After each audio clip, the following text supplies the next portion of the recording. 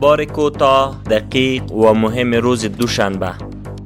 سنگ تهداب ساخت 50 خانه در فرقه قلوردوی کهنه قندهار از سوی سرپرست وزارت اطلاعات و فرهنگ با حضور مقامات محلی آن ولایت گذاشته شد. شاروالی کابل می گوید به منظور جلوگیری از غصب 100 جریب زمین در ناحیه 22 منطقه بگرامی شهر کابل اقدام صورت گرفت.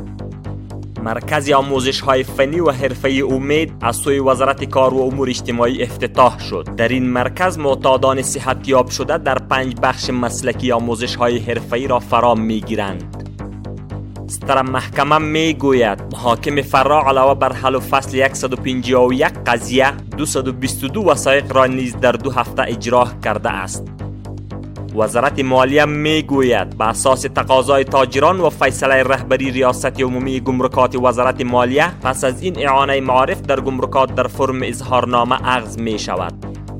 قماندانی امنیه کابل می گوید نیروهای امنیتی حوزه اول قماندانی امنیه کابل 6 تن را همراه با 30 میل تفنگچه، 1 اراده موتر و 5 سید موبایل بازداشت کرده اند.